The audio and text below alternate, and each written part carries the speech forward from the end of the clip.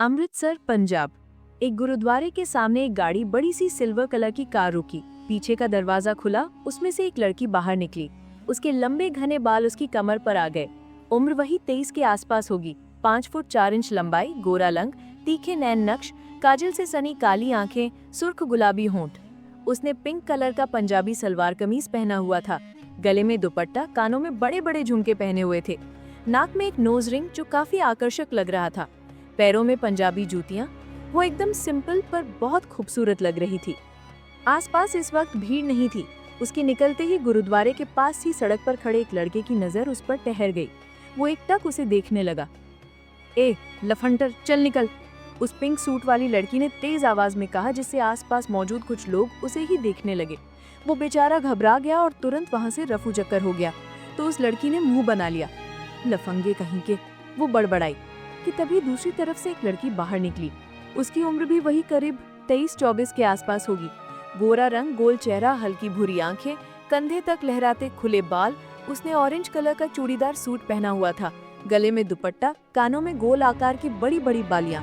वो लड़की भी कुल मिलाकर बहुत खूबसूरत लग रही थी। क्या इशू, तेरी प्रॉब्लम क्या है? वो बस देख ही रहा था। उस लड़की ने कहा कि वो पहली लड़की उसे घूरने लगी तो वो चुप हो गई। अच्छा, माफ करो मुझे इशिका देवी, कहते हुए ऋचा ने हाथ जोड़ दिए। इशिका के चेहरे पर अपनी जीत की खुशी आ गई और वो खुश होते हुए बोली, माफ किया बालिके। अच्छा चल, अब अंदर चलें।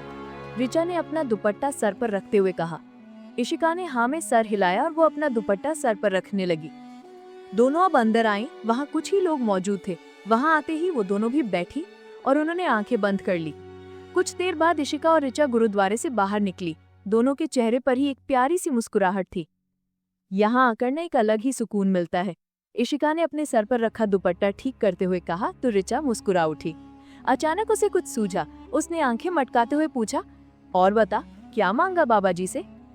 इशिका ऋचा को देखने लगी। 5-6 सेकंड तक ऋचा को देखने के बाद वो मुस्कुराते हुए बोली, सच्चा प्यार। अरे मैडम, तेरे पीछे अमृतसर के सारे मुंडे लाइन लगा दे, एक बारी कोशिश तो कर, उसने उसे छेड़ते हुए कहा। इशिका मुंह बनाए उसे घूरने लगी। फिर वो मुस्कुराई और चहकते हुए बोली, अरे मेरी जान, पीछे लाइन लगाने वाला नहीं, साथ चलने वाला चाहिए। और यार, ये प्यार ना एक एहसास है, एक खूबसूरत जज्बात। इन लफंगों को तो बस शक्ल दिखती है। फिर इशिका आसमान में देखने लगी और बोली, बाबा जी, मुझे तो कोई मेरे जैसा ही चाहिए, जिसके लिए प्यार के मायने हो, जो प्यार का मतलब समझे। एक परफेक्ट मैच, बिल्कुल वैसा जैसा लव स्टोरीज में होता है। इतना सुनते ही ऋचा ने सर पीट लिया। बस कर तू, पता नहीं कौन सी दुनिया में खोई हुई रहती है, ऋचा इरिटेट होकर बोली और गाड़ी में बैठ गई। इशिका मुस्कुराई और धीरे से खुद में ही बोली, कोई तो होगा वैसा, क्यों बाबा जी? इतना कहकर उसने फिर आसमान में देखा और आकर कार में बैठ गई। ऋचा ड्राइवर सीट पर बैठी हुई थी और इशिका उसने पास वाली सीट पर बैठ गई। ऋचा ने गाड़ी आगे बढ़ाई तो इशिका उसे देखकर बोली, अच्छा चल तू बता, तूने क्या मांगा?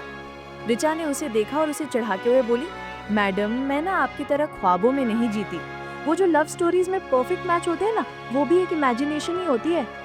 ऋचा की बातें सुनकर इशिका के चेहरे पर चिढ़न भरे भाव साफ नजर आने लगे। वो उसे देखते हुए चिढ़कर बोली, ओए चुप कर तू, बड़ी आई इमेजिनेशन वाली। ऋचा ने नाराजगी से इशिका की तरफ देखा तो इशिका बात संभालते हुए बोली, अरे जाना, तू खुद सोचना, कितना स्पेशल फील होता होगा ना, जब कोई हमें खुद से पहले रखे, हमें किसी के दर्द में ना देख सके, जब कोई हमारे लिए खुद को बदल ले, जब कोई हमारी रूह से, आत्मा से प्यार करे।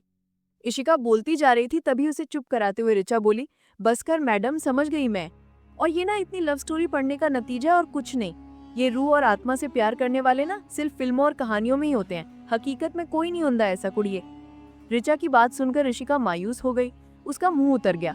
उसने नौटंकी करते हुए कहा, ऐ बहरम जमाने, जरा रहम कर, झूठी तसल्ली से खुश हूँ तो सच्चाई बता, मुझे दुखी मत कर। उसकी नौटंकी देखकर ऋचा हंस पड़ी। उसने हंसते हुए कहा, अच्छा बाबा, तू अपनी ख्याली दुनिया में ही खुश रह। इतना कहकर ऋचा ने गाड़ी रोकी तो इशिका के चेहरे पर खुशी भरे भाव आ गए। थैंक यू जाना, इशिका चहकते हुए बोली। ऋचा मुस्कुराई और बोली, मैं घर जाती हूँ, पर याद रखना, हमें कल चंडीगढ़ जाना है। हाँ याद है, और तू जा, वरना बीजी ने घर सर पर उठा लेना है, इशिका हंसते हुए बोली। ऋचा को भी हंसी आ गई। वो गाड़ी से बाहर निकली। इशिका आकर ड्राइवर सीट पर बैठी। उसने गाड़ी आगे बढ़ा दी और सोचने लगी, बाबा जी, क्या सच में वैसा प्यार नहीं होता। पर क्यों? मुझे मेरी जिंदगी में एक ऐसा ही हमसफर चाहिए जो मुझसे प्यार करे, मुझे समझे, परफेक्ट ना हो पर मेरे लिए बेस्ट हो। खैर, होना तो वही है जो रब की मर्जी होगी। पुणे, महाराष्ट्र।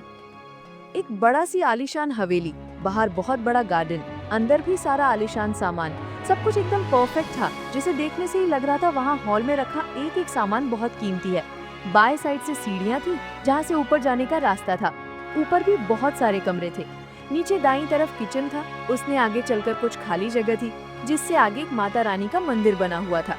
मंदिर में एक बुजुर्ग महिला बैठी हुई थी जिसने बादामी रंग की बनारसी साड़ी पहनी हुई थी।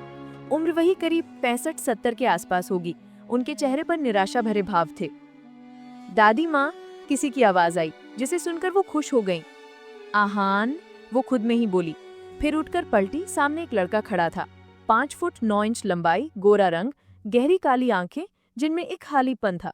चेहरे पर दाढ़ी मूछें काफी थी जिससे उसके चेहरे पर आते जाते भाव काफी हद तक छुप रहे थे। उसने ब्लू शर्ट और ब्राउन 2-पीस सूट पहना हुआ था, पैरों में चमचमाते काले जूते। दादी उठकर बाहर आई। आहान वहीं खड़ा था। उसने झुककर उनके पैर छुए तो उन्होंने बहुत प्यार से उसके सर पर हाथ रखा। हमेशा खुश रहिए।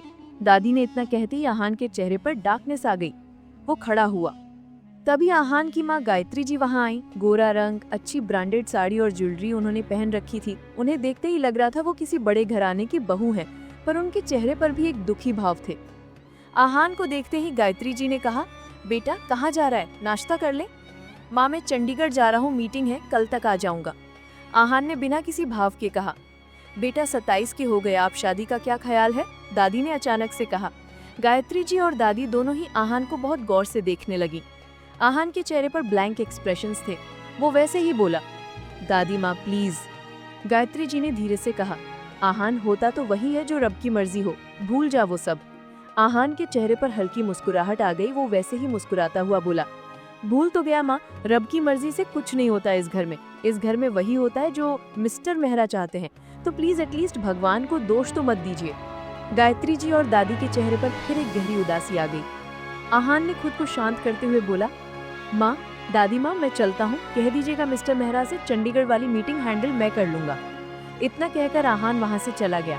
गायत्री जी ने अपनी नम आंखें साफ की और पलटकर किचन की तरफ जाने लगी कि उनकी नजर सीढ़ियों के पास कॉरिडोर में खड़े राजवीर जी पर गई।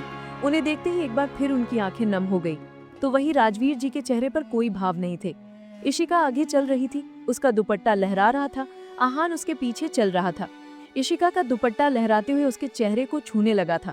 इस खुशबू को महसूस कर आहान की नजर उस तरफ गई। उसे जाती हुई लड़की के लंबे बाल और दुपट्टा नजर आ रहा था, जो देखकर उसे कुछ याद आने लगा और वो अपने आप में बोला, क्या ये वो होगी? इसका अगला पार्ट देखने के लिए चैनल को सब्सक्राइब करें, जल्दी आ रहा है।